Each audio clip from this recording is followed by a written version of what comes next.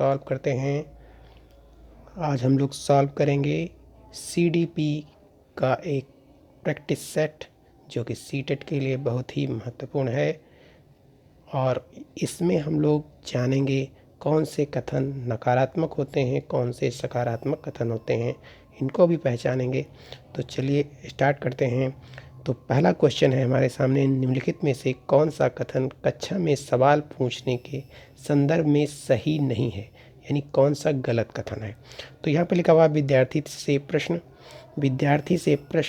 के उत्तर पूछने का मुख्य उद्देश्य क्या होता है, उनका परीक्षण करना। तो परीक्षण करना बिल्कुल नहीं होता है, ये है इसका नकारात्मक जवाब। दूसरा लिखा है वह प्रश्न विवेचन व अनुप्रयोग पर आधारित होते हैं, उच्चतर श्रेणी में चिंतन कौशल को बढ़ावा देते हैं। तो ये तो सही जो है सकारात्मक है, यानी ये पॉजिटिव है। और ये है आपका विद्यार्थी को कक्षा में प्रश्न पूछने के लिए प्रोत्साहित करना चाहिए, ये भी पॉजिटिव है। विश्लेषणात्मक प्रश्न पूछने के लिए विद्यार्थी की समालोचनात्मक चिंतन में मदद मिलती है, ये भी क्या है, पॉजिटिव कथन है। लेकिन इसने पूछा है नकारात्मक, यानी कौन सा नहीं है, तो इसलिए हमारा ऑप्शन सही हो जाएगा कौन सा, विद्यार्थी से प्रश्न पूछने के उत्तर का मुख्य उद्देश्य उनका परीक्षण करना है, यही क्या हो जाएगा, इसका ऑप्शन सही हो जाएगा। अगला क्वेश्चन है, समावेशी शिक्षा के लिए निम्न में से कौन सहायक है। तो समावेशी शिक्षा के लिए देखेंगे तो विद्यार्थी की आवश्यकता के अनुसार उचित आवास देना पहला, और दूसरा है लचीला पाठ्यक्रम और अनमान्य स्कूल कैलेंडर, और तीसरा है विद्यार्थियों के बीच प्रतिस्पर्धा की भावना, चौथा है सख्त शिक्षक केंद्रित शिक्षा शास्त्र। तो यहाँ पर हमारा पूछा है कौन सा समावेशी शिक्षा के लिए कौन सहायक है। तो सहायक में सबसे ज़्यादा इसमें कौन सहायक है, तो वो है आपका विद्यार्थी की आवश्यकता के अनुसार उचित आवास। सबसे इम्पोर्टेंट कौन है, विद्यार्थी की आवश्यकता के अनुसार उचित आवास। अगला क्वेश्चन है हमारा, कुल वर्ग के किस चरण में व्यक्ति तर्क करते हैं, सही कार्यवाही वे स्वचुने हुए नैतिक सिद्धांतों द्वारा परिभाषित की जाती है। तो यहाँ पर पहला ऑप्शन है सार्वभौमिक नैतिक सिद्धांत अभिविन्यास, दूसरा है यहाँ पर सामाजिक व्यवस्था बनाने का अभिविन्यास, और तीसरा है अच्छी लड़का लड़की अच्छा लड़का अभिविन्यास, और चौथा है सामाजिक अनुबंधन अभिविन्यास। तो यहाँ पर देखा जाए उसने पूछा है कि तर्क की बात की है, तो तर्क किस में आता है, तर्क आता है सार्वभौमिक नैतिक सिद्धांत अभिविन्यास के अंतर्गत। तो तर्क की बात कर रहा था, तो तर्क आता है आपका सार्वभौमिक नैतिक सिद्धांत अभिविन्यास के अंतर्गत। तो ये हो गया हमारा। अगला क्वेश्चन देखते हैं। तो अगला क्वेश्चन यहाँ पर क्या कह रहा है, निम्न में से बच्चे के प्राथमिक सामाजिकरण की संस्था कौन सी है। तो सामाजिकरण सबसे पहले बच्चे का कहाँ होता है, किताब और पत्रिकाएं, धार्मिक संस्थान, या परिवार, या मीडिया। तो यहाँ पर कौन होगा, परिवार होगा प्राथमिक, क्योंकि पूछा है निम्न में कौन सी प्राथमिक सामाजिकरण की संस्था है। तो प्राथमिक की बात करेंगे तो कौन सा आ जाएगा, परिवार हो जाएगा। इसके बाद अगला क्वेश्चन है हमारा। तो अगले क्वेश्चन में क्या लिखा हुआ है, लेव वाइगोत्स्की के सिद्धांत के अनुसार संज्ञानात्मक संरचनाओं की बनावट व हमारी संज्ञानात्मक प्रक्रिया में बदलाव किसके द्वारा होता है। किसके अनुसार पूछा है, लेव वाइगोत्स्की।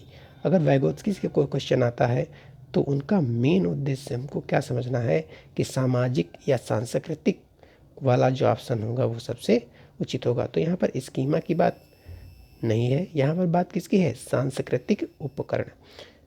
कौन सा, सांस्कृतिक उपकरण, इसका ऑप्शन हो जाएगा सांस्कृतिक उपकरण होगा हमारा ऑप्शन नंबर सेकंड सही हो जाएगा। क्योंकि जब लेव वाइगोत्स्की बात का आएगी तब हम क्या लगाएंगे, सामाजिक और सांस्कृतिक, जहाँ पे दिख जाएगा तो वही ऑप्शन उसके लिए क्या होगा, सही होगा। अगला क्वेश्चन देखते हैं। यहाँ पर क्वेश्चन नंबर 6 में क्या है, इसमें कह रहा है निम्न में से कौन सा कारक विद्यार्थी की असफलता के लिए जिम्मेदार है। बात पूछ रहा है किसकी, असफलता। तो असफलता की, तो यहाँ पर असफलता के लिए कौन जिम्मेदार है? विषय वस्तु को प्रस्तुत करने की तरीके या असंदर्भित पाठ्यक्रम या विद्यार्थी केंद्रित गतिविधियाँ या पूछा जाए व्यक्तिगत विभिन्नताओं का मान। तो यहाँ पर देखिए बात पूछ रहा था असफलता का कारण क्या हो सकता है। विषय वस्तु को प्रस्तुत करने की विविध तरीके, ये तो पॉजिटिव है, विविध तरीके इम्पॉर्टेंट है, विविध तरीकों से बच्चे सीखते हैं।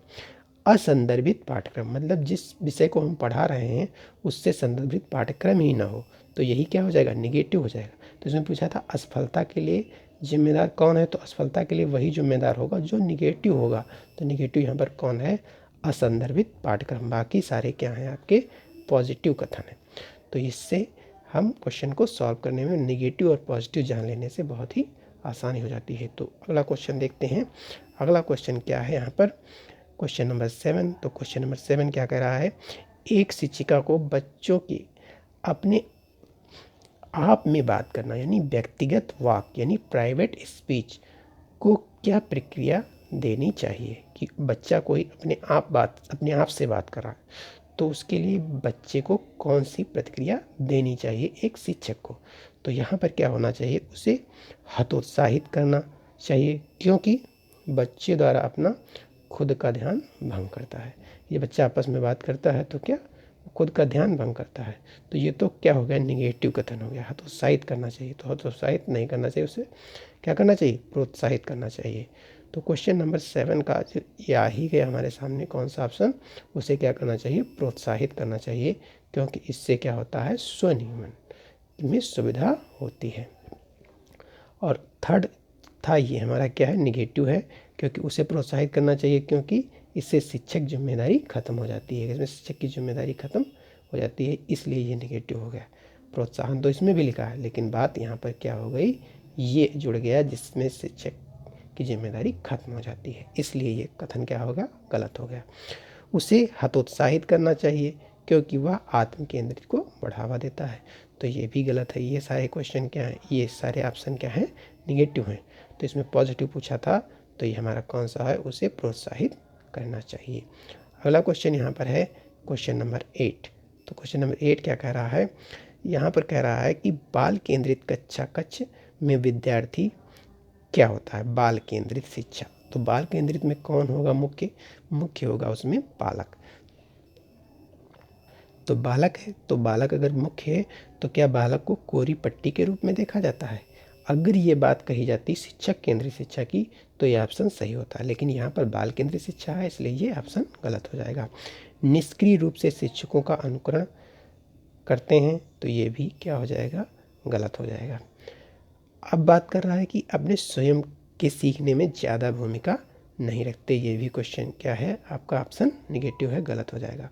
ज्ञान के सक्रिय निर्माता देखे जाते हैं, ये ऑप्शन यहाँ पर सही है। बाल केंद्रित कक्षा कक्ष में बच्चे क्या होते हैं, ज्ञान के सक्रिय निर्माता होते हैं, यानी ज्ञान के सक्रिय निर्माता होते हैं। अगला क्वेश्चन यहाँ पर है क्वेश्चन नंबर 9। तो क्वेश्चन नंबर 9 क्या कह रहा है, राष्ट्रीय शिक्षा नीति 2020 का केंद्र बिंदु क्या है। तो केंद्र बिंदु की बात करें तो यहाँ पर देखा जाए इसका केंद्र बिंदु तो है मुख्य क्या, बहुविषयता और समग्र शिक्षा। अगर पूछा जाए राष्ट्रीय शिक्षा नीति का केंद्र बिंदु क्या है, तो ये ऑप्शन हमारा सही होगा, बाकी सारे इसके गलत हैं। आगे है हमारा क्वेश्चन नंबर 10। एक विद्यार्थी कुछ संपत्तियों के बारे में अपनी जिज्ञासा को संतुष्ट करने के लिए क्या कर रहा है, किताबें पढ़ रही है। तो यह किस तरह के लक्ष्य का उदाहरण है। स्वयं की क्या करने के लिए, जिज्ञासा को संतुष्ट करने के लिए किताबें पढ़ रही है। तो इस तरीके के भी क्वेश्चन आपको देखने को मिलेंगे। तो ये कैसा लक्ष्य है, तो ये क्या प्रदर्शन की दिशा में उन्मुख लक्ष्य है, नहीं। परिहार उन्मुख महारत लक्ष्य है, ये भी नहीं है। अगला है यहाँ पर महारत हासिल करने की दिशा में उन्मुख लक्ष्य है, क्योंकि वो अपनी जिज्ञासा को संतुष्ट करने के लिए पढ़ रही है, यानी वो महारत हासिल करने के लिए पढ़ रही है। तो परिहार उन्मुख प्रदर्शन लक्ष्य, ये भी नहीं है, तो इसका ऑप्शन नंबर 3 सही हो जाएगा क्वेश्चन नंबर 10 का। अगला देखते हैं यहाँ पर क्वेश्चन नंबर 11 क्या कह रहा है। यहाँ कह रहा है जब बच्चे स्कूल में प्रवेश करते हैं तो क्या होता है, तो उन्हें अपनी मातृभाषा में बोलने की अनुमति दी जानी चाहिए क्योंकि वे अभिव्यक्ति के महत्वपूर्ण हैं। तो अभिव्यक्ति क्या है, महत्वपूर्ण है। अगला है यहाँ पर उन्हें स्पष्ट रूप से बताया जाना चाहिए कि स्कूल की एक अलग भाषा है, उसकी मातृभाषा बिल्कुल नहीं बोलना चाहिए। या यहाँ पर पूछा जाए स्कूल की भाषा में बोलने पर उन पर जुर्माना लेना चाहिए, या उनके माता पिता को घर से स्कूली भाषा में प्रयोग करने के लिए कहा जाना चाहिए। तो ये सारे क्वेश्चन क्या हैं, ऑप्शन हमारे निगेटिव हैं। पॉजिटिव कौन सा ऑप्शन है, पॉजिटिव है उन्हें अपनी मातृभाषा में बोलने की अनुमति दी जानी चाहिए क्योंकि वे अच्छे से किसी बात को अपनी मातृभाषा में क्या कर सकते हैं, अभिव्यक्त कर सकते हैं। तो ये ऑप्शन हमारा राइट होगा 1। तो इस तरीके से आगे क्वेश्चन देखते हैं। क्वेश्चन नंबर 12 क्या कह रहा है, सीखने के सामाजिक संदर्भ में निम्नलिखित में से कौन सा कथन सही नहीं है। सीखने के संदर्भ में कौन सा कथन सही नहीं है, यानी हमको कौन सा कथन ढूंढना है जो इसमें क्या होगा, नकारात्मक कथन होगा यानी निगेटिव होगा। तो कह रहा है कि संप्रेषण अंतःक्रिया सीखने के लिए बहुत महत्वपूर्ण है, तो ये तो पॉजिटिव है। सीखने का सभी कार्य व्यक्ति द्वारा उसके दिमाग में ही किया जाता है, उसके दिमाग में ही सब सीखने के कार्य हो जाते हैं। तो यही क्या हो गया, कथन हमारा निगेटिव हो गया। तो यही हमारा इसका ऑप्शन सही हो जाएगा। आगे देखते हैं क्वेश्चन नंबर 13। तो क्वेश्चन नंबर 13 क्या कह रहा है, यहाँ पर कह रहा है कि लड़कों को बाहर उनके खेलने के अवसर अक्सर कार, यांत्रिक ब्लॉक, और लड़कियों को क्या दिया जाता है, गुड़िया, चित्रकारी संसाधन दिए जाते हैं। यह जो है अनुयुक्त प्रथा क्या है, यह प्रथा कैसी है कि लड़कों के लिए अक्सर क्या दे दिया जाए, उनको यांत्रिक ब्लॉक या कार खेलने के लिए दे दी जाए और लड़कियों को गुड़िया या चित्रकारी का काम दिया जाए। तो ये क्या है, तो ये आपकी क्या है, यहाँ पर देखना है क्या ये जेंडर स्थिरता है, या ये जेंडर सशक्तिकरण है, या ये जेंडर समता है, या जेंडर पक्षपात है। तो इसका ऑप्शन नंबर 4 सही हो जाएगा, यानी जेंडर पक्षपात है। अगला क्वेश्चन यहाँ पर है 14। तो 14 क्वेश्चन नंबर क्या कह रहा है, एक 5 वर्ष की बच्ची यह तर्क करने में विफल है कि जब पानी को एक लंबे या संकीर्ण गिलास या चौड़े बर्तन में स्थानांतरित किया जाता है तो पानी की मात्रा समान रहती है। पियाजे के अनुसार इसका क्या कारण है। तो पियाजे के अनुसार इसका क्या कारण हो सकता है, तो चलिए देखते हैं। यहाँ पर वह प्रतीकों का इस्तेमाल नहीं कर सकती। कहने का मतलब ये है कि एक चौड़े बर्तन है, एक पतला बर्तन है। तो चौड़े बर्तन से पतले बर्तन में अगर पानी की मात्रा को डाल दिया जाए तो वो ये नहीं जान पाती है कि पानी किस में ज़्यादा है या किस में कम है। तो इसको अंतर करने में क्या है, वो असमर्थ है। अगर पतले गिलास में पानी भरा हुआ है और उसको चौड़े गिलास में डाल दें तो उसका जो है तल कम हो जाएगा, तो उसको लगेगा कि इसमें पानी की मात्रा क्या हो गई है, कम हो गई है।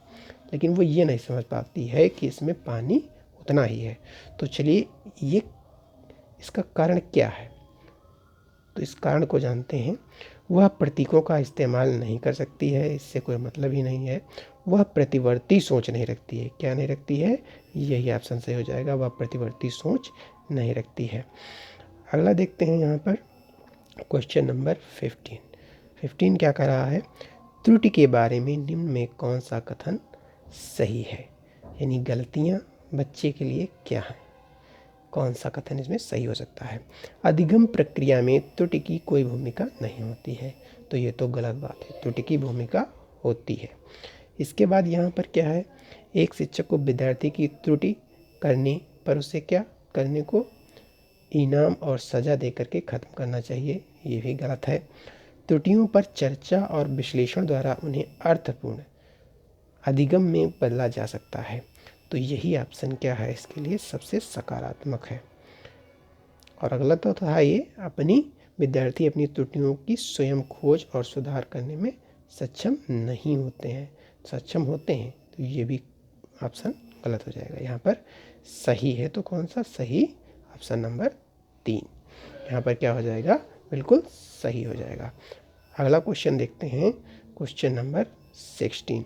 तो 16 यहाँ पर क्या कह रहा है, निम्न में से कौन सा विकल्प दी गई दिव्यांगता से संबंधित विद्यार्थियों के समावेशन हेतु यथोचित यानी यथाउचित संयोजन रणनीति का सही युग्म है? तो इस युग्म को हमको क्या करना है, पहचानना है। तो यहाँ पर लिखा है पठन वैफल्य। पठन वैफल्य यानी पढ़ने में असमर्थता, जटिल गणनाओं पर आधारित, तो ये तो गलत हो गया। अगला है यहाँ पर वाकबाधिता, यानी जिसको बोलने में कठिनाई है, तो मूल्यांकन के केवल मौखिक रूप से स्वीकार कर सकता है। जो बोल ही नहीं पाता उसका मूल्यांकन मौखिक रूप से कैसे हो सकता है? ध्यान न्यूनतम अति क्रियाशीलता विकार, यानी जिसका ध्यान केंद्रित नहीं कर सकता है, वो लंबी अवधि की फिल्म दिखाई जानी चाहिए। उसके बाद यहाँ पर क्या है, स्वलीनता। स्वलीनता, जितना हो सके एक ही समय सारणी यानी दिनचर्या का प्रयोग करना। तो यही वाला हमारा क्या हो जाएगा, स्वलीनता का यही ऑप्शन नंबर 4 हमारा राइट हो जाएगा। यानी स्वलीनता का मतलब क्या है, जितना हो सके एक ही समय सारणी या दिनचर्या का पालन करना, यानी स्वयं में लीन रहना, स्वयं लीनता, स्वलीनता। तो अगला ऑप्शन क्या है यहाँ पर देखा जाए 17। तो 17 में क्या है, जनजाति समुदाय के विद्यार्थियों के सफल समावेशन के लिए शिक्षिका निम्न में किससे बचना चाहिए? एक शिक्षिका को किससे बचना चाहिए, यानी देखा जाए तो नकारात्मक ऑप्शन हमको यहाँ पर ढूंढना है। तो अगर हम देखेंगे नकारात्मक कौन सा है तो उसको पहचानने का प्रयास करेंगे। उन संप्रत्यों को बढ़ावा दें जो उनके जीवन के लिए पूरी तरह अप्रासंगिक हो, यानी जो कि अप्रासंगिक हो, ऐसी चीज़ों को क्या करें, बढ़ावा दें। तो यहाँ पर क्या करना चाहिए, आगे देखते हैं क्या है, दैनिक जीवन और परिवेश के उदाहरण को शामिल करना चाहिए। ये तो हमारा पॉजिटिव कथन हो गया। पाठ्यक्रम में उनकी सांस्कृतिक में प्रचलित लोकगीतों और गीतों को शामिल करना चाहिए, ये भी पॉजिटिव हो गया। उनके सामाजिक सांस्कृतिक संदर्भ को महत्व और सम्मान देना चाहिए, तो ये भी पॉजिटिव होगा। बचना किससे चाहिए, यहाँ पर पूछ रहा था किससे बचना चाहिए, यानी निगेटिव कथन हमको चाहिए था। तो यहाँ पर है उन संप्रत्यों को पढ़ाना जो उनके जीवन से पूरी तरह भिन्न है, जिनके जीवन से उनसे कोई लेना देना ही नहीं है, ऐसी चीज़ों को पढ़ाना, इससे क्या करना चाहिए, बचना चाहिए। तो यही हमारा ऑप्शन इसके लिए क्या हो जाएगा, सही हो जाएगा ऑप्शन। बाकी है ये कथन कौन सा, निगेटिव, और ये बाकी सारे हमारे पॉजिटिव कथन है। तो अगला देखते हैं क्वेश्चन नंबर 18। तो क्वेश्चन नंबर 18 क्या कह रहा है, क्वेश्चन नंबर 18 के अनुसार हम यहाँ पर देखते हैं इसमें क्या लिखा हुआ है कि प्रभावी अधिगम के लिए शिक्षार्थी की क्या होनी चाहिए, भागीदारी की आवश्यकता, निष्क्रिय भागीदारी होनी चाहिए। तो निष्क्रिय भागीदारी होनी चाहिए, नहीं होनी चाहिए। कैसी होनी चाहिए, सक्रिय भागीदारी होनी चाहिए, या आंशिक भागीदारी होनी चाहिए, या विनम्र भागीदारी होनी चाहिए। तो यहाँ पर क्या होनी चाहिए, सक्रिय भागीदारी होनी चाहिए, क्योंकि बच्चा क्या होना चाहिए, एक्टिव होना चाहिए। अगला क्वेश्चन नंबर 19 देखते हैं। तो ये क्या कह रहा है कि निम्नलिखित में से कौन किस व्यक्ति के हाथ से आँख के तालमेल के संतुलन या शारीरिक निपुणता की क्षमता को प्रभावित करता है? किससे आँख के तालमेल, संतुलन और शारीरिक निपुणता को क्या करता है, प्रभावित करता है। तो इसमें कौन सी ऐसी अक्षमताएं जो होती हैं, वो कौन सी अक्षमता उस बच्चे में है, तो ये हमको क्या करना है, देखना है। पहला है यहाँ पर भाषा वैकल्य, दूसरा है गति समन्वय वैकल्य। अब बात यहाँ पर क्या कर रहा था कि संतुलन की, किसकी बात कर रहा था, शारीरिक तालमेल और आँख के तालमेल और संतुलन और शारीरिक निपुणता की। तो ये हमारा कौन सा हो जाएगा, गति समन्वय वैकल्य ही इसका क्या हो जाएगा, ऑप्शन सही हो जाएगा इसके लिए। अगला देखते हैं क्वेश्चन नंबर 20 क्या कह रहा है। तो 20 में लिखा हुआ है विद्यार्थी निम्न में से किसी नए ज्ञान के निर्माण का आधार बनाते हैं, किसी नए ज्ञान के निर्माण का आधार बनाते हैं। तो चलिए देखते हैं पहला ऑप्शन क्या है यहाँ पर। ऑप्शन नंबर 1 क्या कह रहा है, यहाँ पर लिखा हुआ है जो उनके लिए क्या हो, पूरी तरह से अपरिचित और अज्ञात हो, तो ऐसा तो आधार हो ही नहीं सकता कि जिसके बारे में वो जानते नहीं हैं उसी को वो अपना आधार मान लें। जो उनके वर्तमान संज्ञानात्मक स्तर में बहुत परे हो, यानी उनके परे हो यानी उनके संज्ञानात्मक स्तर से बहुत दूर हो, तो ये भी गलत हो जाएगा। और जो उनके लिए क्या हो, अस्पष्ट और अप्रासंगिक हो, अस्पष्ट भी हो अप्रासंगिक हो, यानी उनसे कोई मतलब ही नहीं उसका, तो ये भी ऑप्शन क्या हो जाएगा इसके लिए गलत हो जाएंगे। ये सारे ऑप्शन क्या हो गए गलत। अगला लिखा है जो उनके द्वारा पहले से ही क्या जा चुका, पहले से ही समझा और माना जाता है, तो ये ऑप्शन इसके लिए क्या हो जाएगा राइट हो जाएगा। उसी को वो आधार मानेंगे, या कह सकते हैं हम कि पूर्व ज्ञान, यानी जो पहले से उनको पता है उसी को वो अपना आधार बनाएंगे। अगला क्वेश्चन यहाँ पर 21 क्या कह रहा है, तो 21 में लिखा हुआ है उन विद्यार्थियों के सफल समावेशन के लिए जिन्हें दृष्टिबाधिता है एक शिक्षिका को क्या करना चाहिए। जिनको दृष्टिबाधिता है तो इसके लिए उनको क्या करना चाहिए, तो यहाँ पर इन विद्यार्थियों को हस्तलिखित नोट दिए जाने चाहिए। तो जब वो दृष्टिबाधित हैं तो उनको हस्तलिखित नोट देने से कोई मतलब नहीं बनता है, ये गलत हो जाएगा। आसपास की चित्र रूपी सामग्री के क्या है मौखिक स्पष्टीकरण से जोड़ें। तो अगला क्या है, विषय वस्तु को पढ़ने के लिए केवल ब्लैक बोर्ड का प्रयोग करें। जब दृष्टिबाधित हैं तो ब्लैक बोर्ड का क्या प्रयोग करेंगे।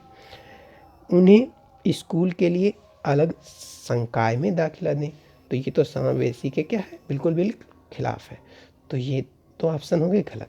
यहाँ पर था आसपास की चित्र रूपी सामग्री में मौखिक स्पष्टीकरण देंगे, तो मौखिक देंगे क्योंकि वो दृष्टिबाधित है तो उनको सुनाई तो देता होगा, तो ये क्या हो जाएगा ऑप्शन सेकंड हमारा राइट हो जाएगा। आगे देखते हैं यहाँ पर क्वेश्चन नंबर 22 क्या कह रहा है। यहाँ पर लिखा हुआ है किस अवस्था में प्रतीकात्मक खेल बढ़ता है तथा संज्ञानात्मक विकास को समर्थन मिलता है, समर्थन देता है। प्रतीकात्मक खेल बढ़ते हैं और संज्ञानात्मक विकास को क्या होता है समर्थन देता है। तो यहाँ पर कौन सा ऑप्शन हमारा सही होगा, चलिए देखते हैं। पहला है प्रारंभिक बाल्यावस्था, दूसरा है मध्य बाल्यावस्था, तीसरा है किशोरावस्था और चौथा है शैशवावस्था। तो इसका सही आंसर हो जाएगा हमारा फर्स्ट। प्रारंभिक बाल्यावस्था में प्रतीकात्मक खेल बढ़ता है और संज्ञानात्मक विकास को क्या मिलता है समर्थन मिलता है। अगला देखते हैं यहाँ पर क्वेश्चन नंबर 23 क्या कह रहा है। ये है आपका अभिकथन और कारण वाला। तो कह रहा है कि शिक्षक को निर्णय लेने में विद्यार्थियों को शामिल करना चाहिए और कक्षा में सक्रिय भागीदारी को क्या करना चाहिए प्रोत्साहित करना चाहिए। तो इसका कारण क्या है, ये तो अभिकथन था, इसका कारण क्या है, कारण है अधिगम शिक्षक द्वारा क्या है शिक्षार्थी को सीधे स्थानांतरित किया जाता है। तो इसमें से हमको बताना है कौन सा ऑप्शन सही है और कौन सा गलत है। तो यहाँ पर देखा जाए पहले उसने कहा था तो फर्स्ट ऑप्शन में क्या है ए और आर दोनों सही हैं, लेकिन आर सही व्याख्या नहीं है, तो यहाँ पर ये ऑप्शन हमारा गलत हो जाएगा। सेकंड ऑप्शन क्या कह रहा है कि ए और आर दोनों गलत हैं, तो ये भी गलत हो जाएगा क्योंकि ए तो सही है। तीसरा है ए सही है, तीसरा क्या है ए सही है, लेकिन आर क्या है गलत है क्योंकि अधिगम शिक्षक द्वारा शिक्षार्थी को सीधे स्थानांतरित किया जाता है, यही बात यहाँ पर गलत थी। तो सेकंड वाला आर था गलत, ए सही और आर गलत। तो अगला देखते हैं 24। तो 24 क्या कह रहा है कि अधिसंज्ञानात्मक कौशल, जो अधिसंज्ञानात्मक कौशल है वो किससे संबंधित है। तो अधिसंज्ञानात्मक कौशल की बात करें तो यहाँ पर संज्ञान और समस्या समाधान को प्रभावित नहीं करते हैं, तो अधिसंज्ञानात्मक है तो प्रभावित तो करेगा ही, यानी ये वाला गलत हो जाएगा। अगर बात करते हैं विद्यार्थी में संज्ञानात्मक विकास की देरी को दर्शाता है, ये भी गलत है। केवल विषय वस्तु के रटने पर निर्भर करता है, ये भी ऑप्शन इसके लिए गलत है। और ऑप्शन नंबर 4 क्या है यहाँ पर चिंतन और अधिगम को नियमित करता है, क्या करता है चिंतन और अधिगम को नियमित करता है। जो आदि संज्ञानात्मक कौशल है वो क्या करता है, चिंतन और अधिगम को नियमित करता है। तो ये हमारा ऑप्शन नंबर 4 इसका क्या हो जाएगा, सही हो जाएगा। अगला क्वेश्चन है 25। तो 25 में हम देखते हैं यहाँ पर क्या है, कह रहा है विकास में निम्न में किस पर निर्भर करता है, आनुवांशिक बनावट, भौतिक वातावरण या सामाजिक सांस्कृतिक कारक। तो देखा जाए यहाँ पर कौन सा ऑप्शन हमारा सही होने वाला है। तो यहाँ पर देखा जाए आनुवांशिक बनावट या बात करें भौतिक वातावरण या बात करें सामाजिक सांस्कृतिक वातावरण। तो देखा जाए ये सारी चीज़ें एक बच्चे के विकास के लिए क्या है, बहुत ही महत्वपूर्ण है।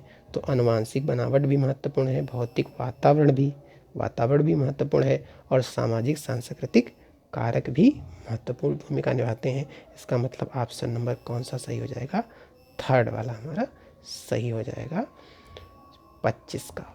अब हम यहाँ पर देखते हैं 26, क्वेश्चन नंबर 26 क्या कह रहा है। ये भी है हमारा अभिकथन वाला।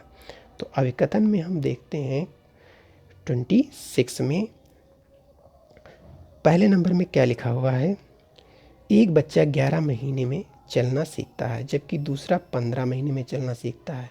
तो इसका कारण क्या है। तो व्यक्तियों में क्या होती है, विकास की विभिन्न दरों पर होता है। तो इसमें अगर देखा जाए तो हमको ऑप्शन ए भी सही मिल रहा है, और आर भी सही मिल रहा है। कथन जो दिया हुआ उसका कारण दोनों चीज़ सही हैं।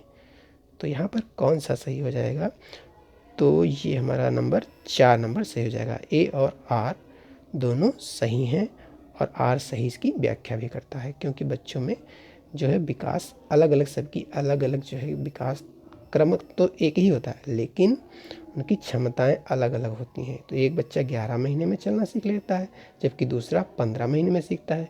तो इसका कारण क्या है, उसकी क्षमता में विभिन्नता, यानी व्यक्तियों की क्या होती है, जो व्यक्तिगत विभिन्नता होती है, ये इसका कारण है। और भिन्न भिन्न दरों से भी होता है इनमें विकास। तो आगे हम देखते हैं क्वेश्चन नंबर 27 क्या कह रहा है। तो अधिगम और सूचना प्रसंस्करण एवं संवेगों और प्रकृति का संबंध किस प्रकार है। तो हमको देखना है किसमें संबंध, अधिगम और सूचना प्रसंस्करण एवं संवेगों और प्रवृत्ति से संबंध किस प्रकार से है। तो इसको हम यहाँ पर समझेंगे क्वेश्चन नंबर 27 में। क्या है, नकारात्मक संवेग अधिगम और सूचना प्रसंस्करण सकारात्मक रूप से प्रभावित करता है। तो नकारात्मक संवेग सकारात्मक रूप से कैसे प्रभावित करेगा, तो ये तो गलत हो जाएगा। अगला है यहाँ पर संवेग एवं अधिगम, सूचना और प्रसंस्करण का एक दूसरे से कोई संबंध नहीं है। तो संबंध तो है, तो इसका मतलब ये भी गलत हो जाएगा। अगला ऑप्शन है अधिगम और सूचना प्रसंस्करण संवेगों से काफ़ी हद तक प्रभावित होते हैं। तो यही हमारा ऑप्शन सही हो जाएगा, यानी अधिगम और सूचना जो प्रसंस्करण हैं वो संवेगों से क्या होते हैं, काफ़ी हद तक प्रभावित होते हैं। तो यही हमारा सही हो जाएगा। अगला है यहाँ पर 28, क्वेश्चन नंबर 28 क्या कह रहा है, समूह में चर्चा करना सकारात्मक शिक्षक छात्र संबंध किस कक्षा की विशेषता है। तो यहाँ पर देखेंगे हमारा सबसे पहले नंबर पर क्या है, प्रगतिशील कक्ष। तो यही हमारा इसका ऑप्शन सही हो जाएगा।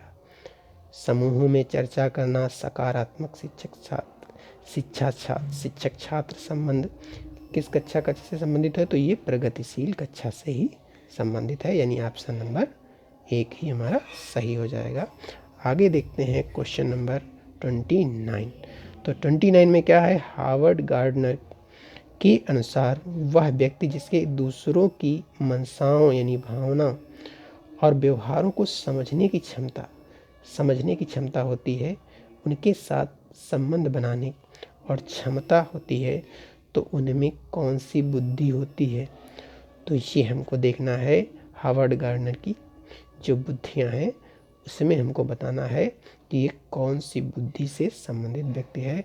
अगर उसमें दूसरे की मनसाओं या भावनाओं व्यवहारों को समझने तथा उसके साथ संबंध बनाने की क्षमता होती है, तो ऐसे व्यक्ति में कौन सी बुद्धि होती है। तो यहाँ पर हम देख रहे हैं पहला ऑप्शन लिखा है प्रकृतिवादी, तो प्रकृतिवादी तो नहीं होती है। अंतःवैयक्तिक तो केवल अपने बारे में जानने की अंतःवैयक्तिक हो जाएगा। स्थानिक बुद्धि, ये भी नहीं होगा।